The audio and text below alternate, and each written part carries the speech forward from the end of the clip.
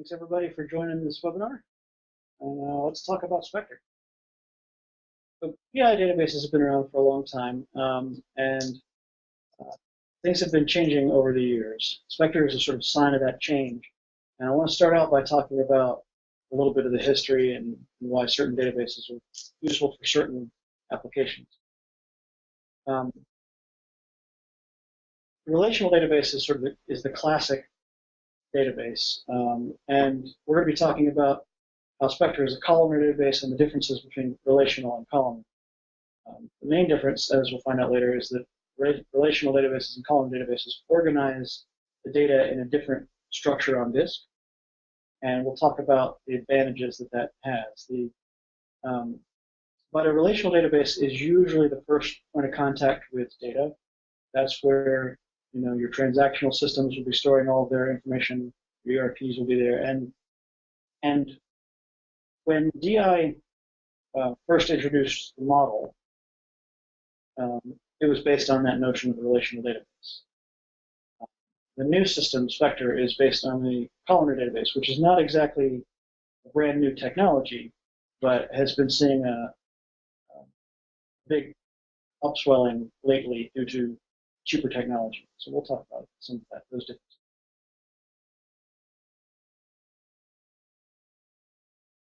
In 1989 was when DI brought out the model, and comparing it to relational databases at the time, it had a lot of advantages going for it. It was automated. It was easier to use and to organize than a relational database was at the time. You didn't need to be a database architect to understand all of the ins and outs of the model. So that was one of its advantages. You didn't have to design and link tables together.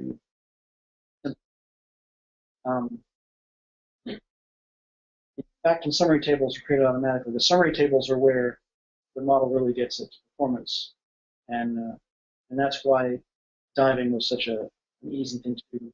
Was one of the major features of the DI model. You didn't have to have the IT resources. Like I said, you didn't have to be the architect of the database. And the model was made for the purpose of diving. It was relational databases were not originally made specifically for that purpose. Relational databases are very flexible. They can do lots of different things. But the model was optimized for the purpose of diving. The way it did that was it would pre-compute summary tables so that when you dig down or dive down to a specific level, the data was ready in advance. It was already computed for you.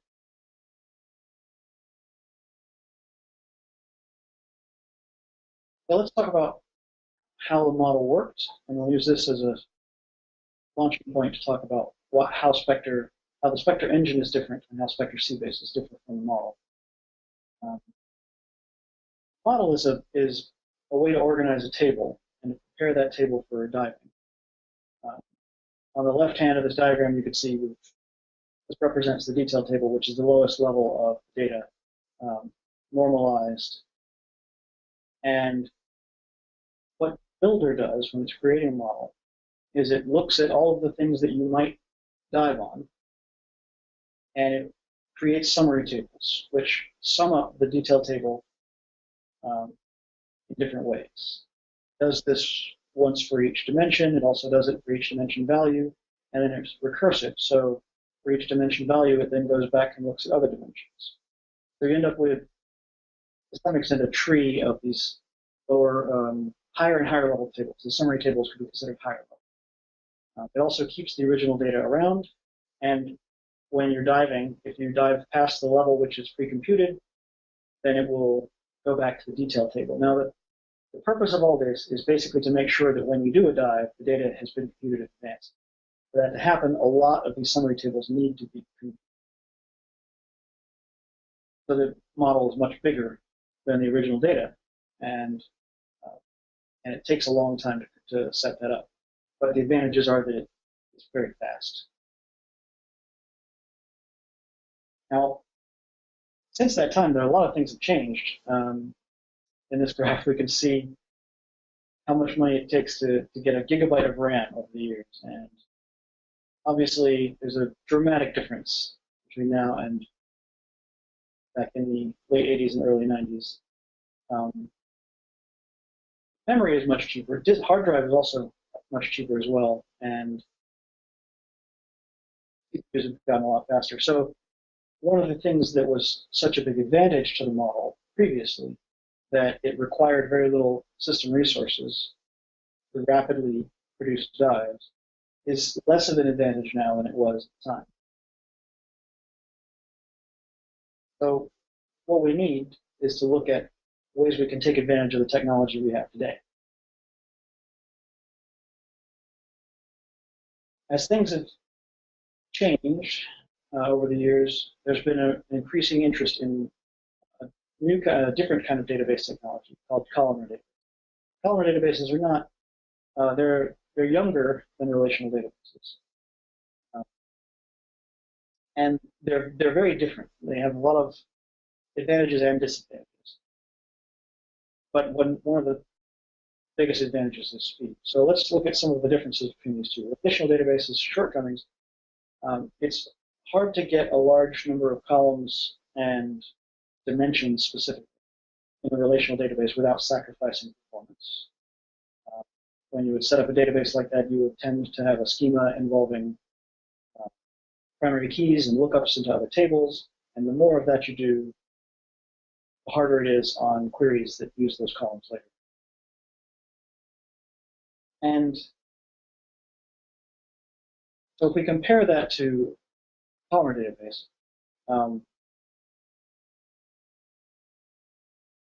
we're able to use more memory, so we can keep more of the data in memory at a time.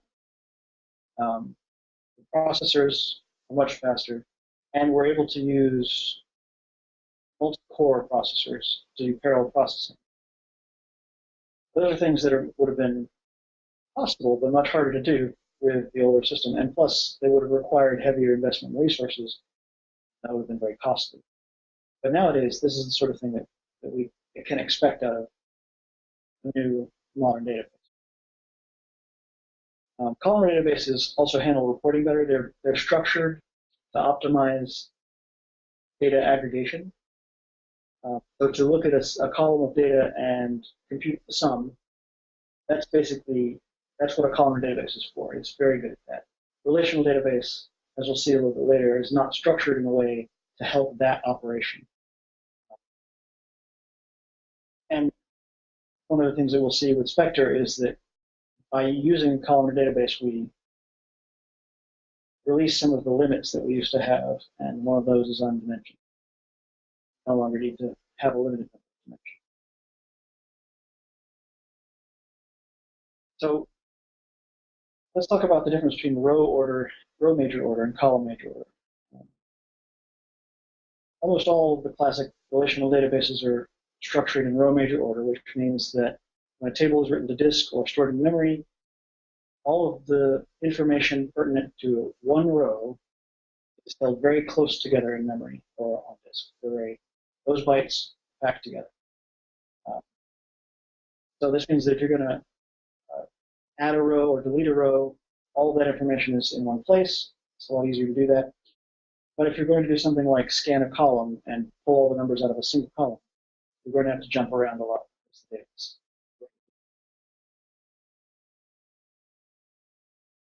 In this animation, we can see that the way that those rows in that table above will be stored on disk. We call this row major order, which is to say that if you were to think about the data as being sorted, we first sorted it by row, and then within each row, the columns are organized.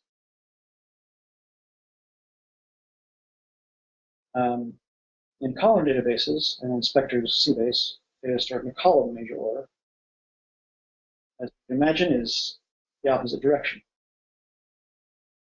This means that if you're going to try to extract a single record from the database, you're going to have to look in multiple places. But it turns out that extracting a single record from the database is not a common operation for business intelligence. Most common operation for business intelligence needs are sorting, summarization, and counting and aggregation, other things like that. But the basic idea is, in those cases, we tend to focus on one column at a time, pull the data from that column, and then we work on it put all the data from different columns together in a separate step. So column major, all the data from one column, contiguous in memory or on disk. Now, why does that make a difference? On a computer system, obviously, there are different levels of storage. The disk, I suppose you could say the network is the farthest away and is the slowest to fetch data from. The disk is also very slow. On a scale of computer time, fetching something from disk is one of the slowest things you can do. Memory is much faster, but the memory also isn't the end of that story. There are different levels of cache in between the processor and the memory as well. So memory cache that sits between the processor and memory is smaller than your main memory, but it is much faster. If the memory is much faster than disk, the memory cache is even faster. Because it's smaller, if you're going to do a lot of operations and you want those operations to be fast, you need to make sure that you fill the memory cache with useful information. Get as much of that useful information into that cache as you can. And this is called locality of reference in software engineering. And so if organizing your data into columns means that when we load a chunk of memory off the disk or we bring it into the memory cache, we're more likely to have packed that memory cache with useful information. This makes a huge difference in column aggregation sorting. So that's the biggest advantage of column data. There's some other side advantages, such as we don't need to load columns that are not being used. So if you have a database that has a large number of columns, but your query only needs a small number of them, we're not wasting effort by sorting past the values for those unused columns. In a row-oriented database, you would have to skip those values, and that would waste time. That's actually also the main reason that Spectre database doesn't have a limit on the number of dimensions, because you can add as many columns as you like, and only the ones that you use have an impact on them. Now, columnar databases have also their limitations. What you can't do easily with a columnar database is to add a new row or to remove a row. That's why there's always going to be a place for relational databases and transaction systems.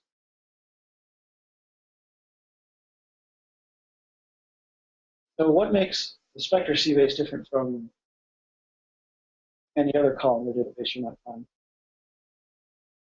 So we've carried over in Spectre this ease of use and automation that we had with the model. The automation of the model build is something that's very important and makes it possible for you to use software without being a database expert. And that's what we made sure we did with Spectre cBase as well. Also, the Spectre cBase has been optimized in other ways besides simply being columnar to focus on the features that our customers tend to use. We have optimizations that deal with quick use selection and filtering.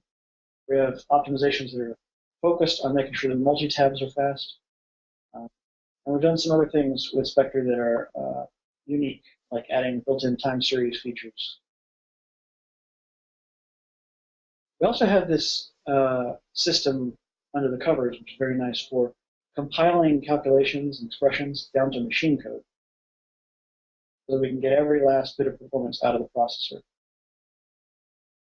This is something that's pretty rare. A lot of database systems will use an interpreter, and an interpreter is very flexible, and they can optimize a small number of cases, but it's not a general purpose optimization. So in the Spectre compilation process, depending on how your calcs work together, we can actually optimize even more than you would normally do with a standard interpreter by merging all the calcs together and compiling them into machine. Spectre also introduces a new expression language, which is very flexible. You can do a lot more calculations than you could have done in a model, but also it's not. It adds new expressions that you couldn't easily do in SQL or in other database expression. We also have the path for migration from model technology to Spectre. So people who are using our current model technology don't need to see a large change when they move from model to Spectre. We understand both technologies very well, and we can help to move from one to the other. Those are advantages of the Spectre cBase compared to another column database you might find. Now, comparing Spectre to the model, classic model that the DI has always produced, there are a lot of advantages. Spectre does not have a limit on the number of dimensions that you can use, so there is no longer a need to choose certain dimensions and have to discard others. There's no longer a need to concatenate dimensions. Spectre can handle larger data volumes than the model could with much faster build times. So there's no longer a need to build your models in pieces and consolidate them after the fact, which was a performance hit with the model system. So in Spectre, you can build everything at once into a single table and a single point of reference.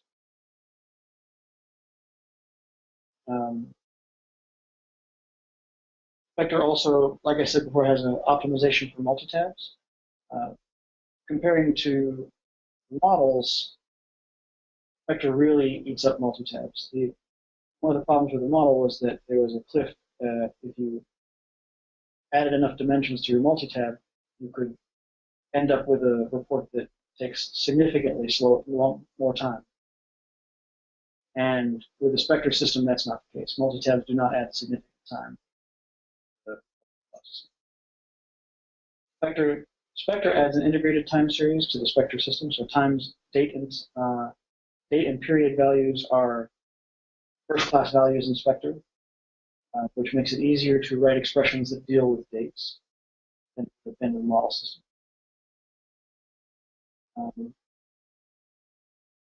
I mentioned that we don't need to break up models to consolidate them. You don't need to choose the summary types in advance because Spectre does all of its processing at runtime, where the model would have needed to know during the build whether you wanted to do certain summary operations like maximum, or minimum, or average. And the Spectre system doesn't need to know that. You can choose the summary types after a build. Spectre also includes parallel processing because we are taking advantage of the multi-core CPUs that are now available, and the Spectre system makes sure to use as many cores as possible in computing. Calcs are compiled to machine code, as I mentioned, and there's a new expression language. And we're ready to migrate from models to Spectre. Have that knowledge, and we can help out with that migration system. So those are the advantages of Spectre, and I hope that everyone has come away with at least a little more information about what a columnar database is and how it helps process business information and why Spectre is so exciting.